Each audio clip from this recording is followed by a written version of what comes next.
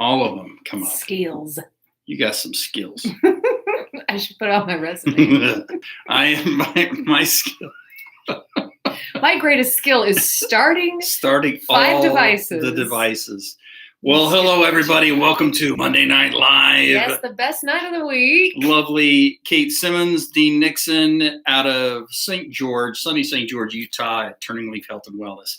We're super excited once again to join you this week and bring up some really powerful and helpful personal development, health, and mental health and emotional tips. Yes. First, before we dive into topic, can I give them an update on our things that are happening this week? Yes, would that be all right please, with you? Please. Yeah. So, ladies and gents, we are doing a children's emotional, it's called Understanding Emotions. It's a workshop tomorrow afternoon. So we're doing the smaller kids in the earlier part of the afternoon. So from ages 3 to 6 are from 3:30 to 4:30 here, live here at our office at TurningLeaf Health and Wellness. At St. George. It won't be live via... Not on live. Online. Physically live in person. And that's with a parent. A parent needs to be present with the kids. This isn't like a, hey, drop my kids off at this super cool, learn how to understand emotions thing and go get a pedicure and then come back and pick my kids up. This is also for you, mom and dad, to be able to communicate to your kids. Did I glitch? You might have a little bit. I think I glitched myself. It didn't glitch like with you guys. It was literally like zzz, zzz. Okay. So, yes, from 3 to 6 goes from 3:30 to 4:30, and then from 4:30 to 5:30, we've got 7 to 11-year-olds. I'm saying we because Pam Housley, who's a wonderful emotional release facilitator that we have here in Southern Utah, and she comes to my women's group. We do all sorts of cool stuff together. She's the one who got me interested in learning how to do the process that I went to school all year last year to learn how to do with the IPT process, right? So she's going to be co-facilitating it with me. Yep. And it's just super fun. It's the second time we've done it. We did it about a month ago and had such good response that people really wanted to have an opportunity to have those younger kids be able to experience understanding their heavy feelings and their light feelings and how to feel it in your body and process it. So if you're interested, we still do have a few spots left. We only have 8 spots in each of those sessions. So please, and I will put a plug in here. Thank you. RSVP. That's the best way. Yes, to save your spot. Sometimes it's difficult when we have people show up to the door and we have to turn people away. We do not like that. Oh, we're not good at it. We don't like it, but we do it. So please RSVP. There are some things you can show up to without an RSVP, like our groups. Mm-hmm. Those are great. But some of these other events, please make sure you RSVP. Yes. So if you're interested, give us a call. We can get you signed up. And if not, we'll catch you next time. Absolutely. Okay, We've had great feedback, a lot of great feedback on that. Super excited. We also have our level 1 seminar coming up at the end of April. In 3 weeks. We got a really good amount. I think we've just got a few seats left in this one. Yep. So if you're wanting to get one kicked off before the summer, this is when you're ready to take yourself to the next level. A lot of times people think, well, I have to have something going wrong or et cetera, before I go through something like this. The only reason that people feel that way is because usually we wait until we're in crisis to get help. Mm-hmm. So then it always looks like people are, only do things when, you have to be in crisis to do things. Right. It's actually healthy to do it both. It's healthy to do it when you're in crisis, but it's also healthy when you're not in crisis. You're going to get a ton out of it. So if you want to get into the spring one, do. Yes, 100%. So we got a low battery warning. Dang it. There you go, Jackie. You didn't help her. So we always joke. I always joke. She has a low battery warning all the time on her phone. So we're excited today. Don't worry, we'll make it through. We've got 20% Facebook. Awesome. We got this. You're going to be okay.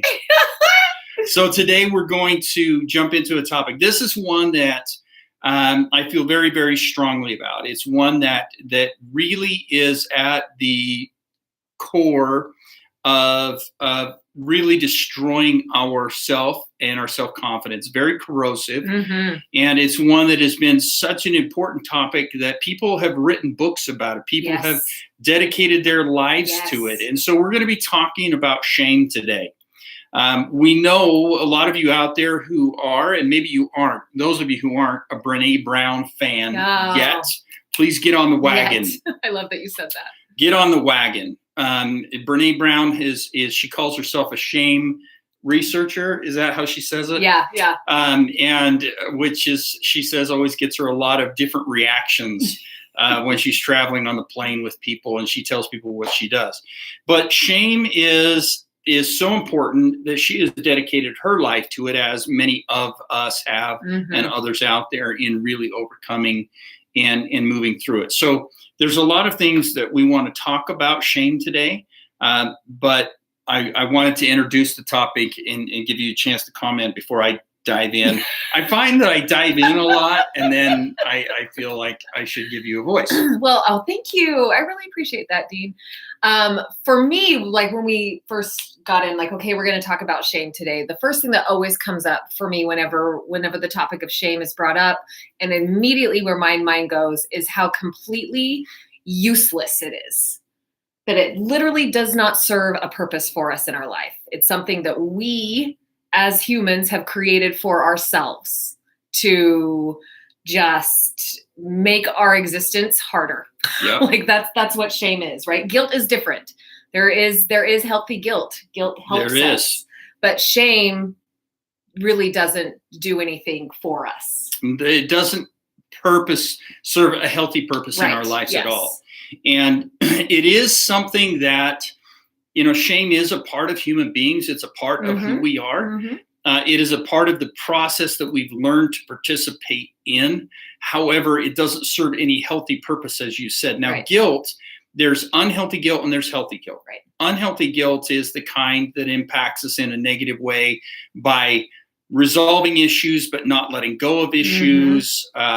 Unhealthy guilt is something where we have an issue that's just floating out there and we don't want to deal with it. We just keep ignoring it. So unhealthy guilt is a real factor here as well. But healthy guilt is what moves us forward. It moves us to apologize. It moves us to admit when we need to fix something. So a lot of times people just like, I don't want to feel guilt. I don't want to feel guilt. Where guilt really becomes unhealthy is when it's left unattended. Right. And really guilt I'm always talking about like those little flags for me, right? Like that's literally how I see them in my head whenever something like that comes in for me. It's just information, right? Just this like the flag holder at the back of the boat when you fall off your skis, right? Like, hey, there's something going on over here. And that's what healthy guilt is. Right. It allows us to say, oh, wait a minute, I'm out of alignment with my value system here. Or, oh gosh, that happened and I feel badly about it and I get to go have the opportunity to go fix that now, right? Or whatever that is. So for me also, in speaking of shame, unhealthy guilt is the bridge that leads us into shame oftentimes in my experience. Yes, 100%. And it is that motivator. Shame, like other emotions, is a catalyst emotion. The challenge is that as a catalyst emotion, it's not a catalyst towards healthy things. So anger can be a catalyst emotion, and anger can move us into a healthy direction, or it can move us into an unhealthy direction. So anger as a catalyst emotion can go either way. Boredom, same thing. Boredom is a catalyst emotion. It can either move you into action or avoidance. Shame is a catalyst emotion, but it doesn't move you into healthy. It doesn't have the two directions. Shame just has one direction, which is to erode and corrode the self-confidence, the self-esteem. I love the way Brene Brown puts it. I've never been able to find a better way of putting it. Guilt is I've done something wrong or I've done something bad. Shame is I am bad. And this is the part where I really wanted to lean into today and talk to you about how many times in your life have you looked at yourself and felt like you're a bad person? How many times in your life have you said to yourself, I'm not a good man, or I'm not a good woman, or I'm not a good person? How many times in your life have you looked at yourself and said, I'm not worth it, or I'm not good enough, or I'm not worthy. These don't matter. I don't matter. I'm not important. I think I said that already. But these are all inroads to shame. Yes. And I want you to think about it like a driveway, right? When you're pulling into a driveway, that transition from the road to the driveway, we call it the apron. It's where you pull into your driveway. Just learn new things all the time. The apron. It's called the apron. Thank you, Dean. And when you pull into the driveway, it's got that nice little beveled, and you can pull right in. So the entrance to shame, or the apron into shame, is these types of comments. I'm not a good man. I'm not a good woman. I'm not a good boy. I'm not a good girl. I'm not a good human. I'm not a good, I'm unlovable. I'm not good enough. I'm all these different things. This is you turning into the driveway of shame and putting it right into park. Right. Because the truth, and I think this is, I don't know if I'm skipping like 6 steps here, so you just tell me to zip it if I am. Because the truth is that you... Like I would ever tell you to zip it. At least not on live. Okay, all right. Because the truth is, because I'm hearing you say all these, like, really, for me, they're very heavy comments, right? Like, they're not true. And for me, the way I feel when something isn't true inside of my body is very heavy, and it's contracting. That's how it feels for me, right? So when I hear this, I'm not lovable, I'm not good, I'm a bad girl, all those kinds of things, like, it gets really, really heavy like that because it's not true. Exactly. And my awareness was just brought right back to something that we are always talking about here at TurningLeaf, about how people can't be problems. Right. Right. Yep. And so this is the same mirror to that. Yes. But these I am statements are these things that we believe where we feel like we're the problem, right? Like, I'm at fault, I'm bad, I'm awful, I'm the problem. Well, all of that is not true.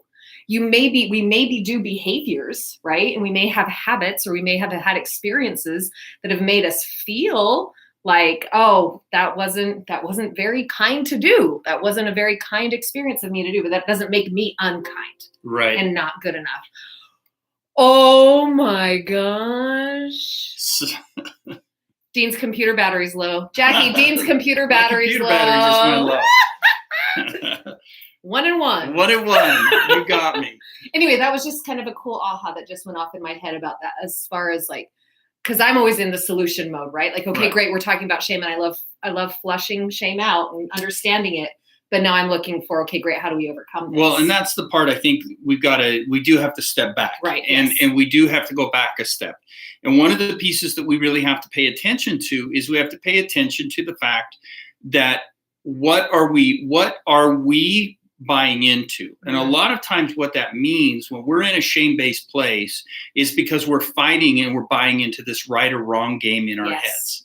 We're buying into somebody else's belief system. We're not buying into our truth. We're not buying into our own truth and our own moral compass, because each of you have a moral compass of your own. Your moral compass has guided you your whole life and led you to truth and knowledge and healthy things. Shout out to the moral compass. I'm just like, yes, moral compass. And the more that we lean into that moral compass and really acknowledge that moral compass and see how far it has led us by using the coping skill of evidence, which we're always talking about, the more we recognize that we're actually capable of making healthy decisions. Where we struggle is when we buy into other people's constructs or other people's belief systems. So, for example, if I'm getting on social media and I'm swiping, and I see all these images of the perfect family, or the perfect body, or the perfect diet, or the perfect home, or whatever it is, and then I immediately turn and start turning into that driveway. I immediately hit the apron and start turning into the driveway and hit park in, oh, great, I can't have that body. I can't have that family. I can't have that life. I can't be who I'm supposed to be. Right. And so we start to get into the shameful thinking and the shame-based stuff. So the key, again, is that we got to focus on the evidence of what is true. We've got to focus on the moral compass that has led you to where you are. Each of you have made healthy, positive decisions in your life. Now, if you haven't made healthy, positive decisions in your life, there's something inside of you right now, which is your healthy guilt saying, hey, that wasn't healthy. Now, shaming yourself over it's not going to solve anything. But the call to action of the guilt being another one of the catalyst emotions. So guilt, you can go one way or the other, and you can either turn right into shame with the guilt, or you can turn right into action and you can fix what you've made inappropriate or done. But the fact that your moral compass is speaking to you, use that truth, hang on to that truth. And if you're buying into somebody else's construct, if you're buying into somebody else's belief system, the first thing I would ask you to do and challenge you to do is quiet your mind, quiet your heart, quiet your soul, and ask yourself tenderly and kindly, with all sincerity, is this true? And if the answer comes back to you, yes, this is true, then allow yourself to fix what needs to be fixed or do what you need to do. If it comes back and says, no, that's not true, then you need to abandon it and you need to start to embrace you. Does that make sense? 100%. Can I just add the phrase at the end, to me? Yes. Like, right? And that's what I know, where I know you were going with that, right? Like, is this true for me? Is this according to my moral compass? And to be able to go inward to find out if that is a way that you want to be able to navigate your existence. Right. Your one beautiful, precious life that you have here. Right. Right? Yeah. Yeah, absolutely. I love that as just like an immediate like action item. And we can ground ourselves that way.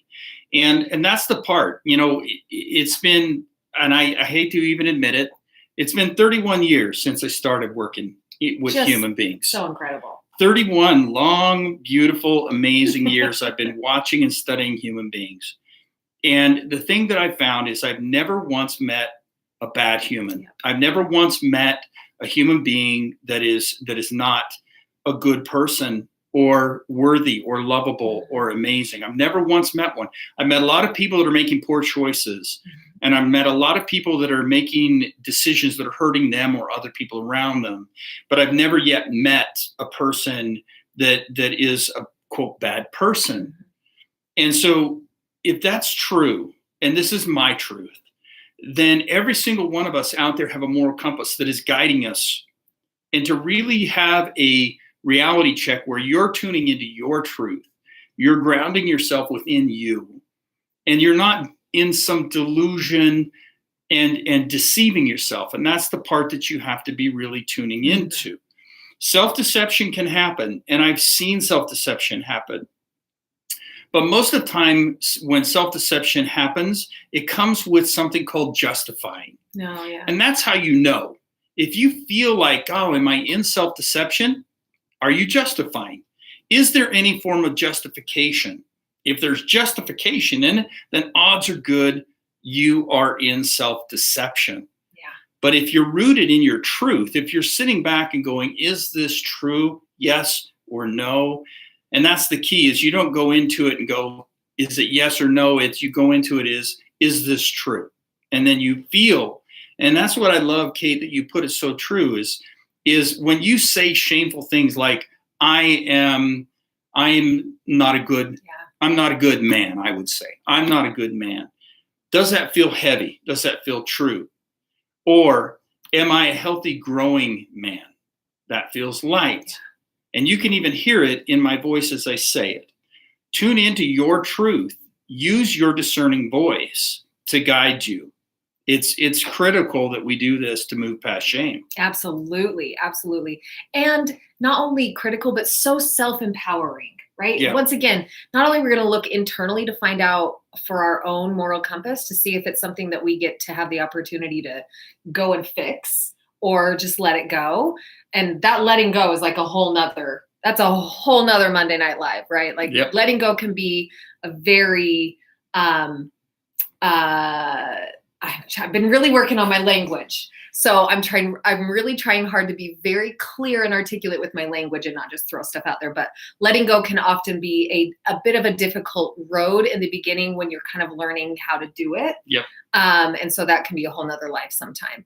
But just that empowerment to know that you can go inside and find out your moral compass road and then get to work on it for you. Like it's so, no, oh dear. That's exciting. That's empowering. Because then we take that downward spiral that's what I call the shame slope, right? Is going down that downward spiral. So we take that energy and momentum and flip it right back out and be able to empower us to say, actually, that's not true for me. I don't buy into that.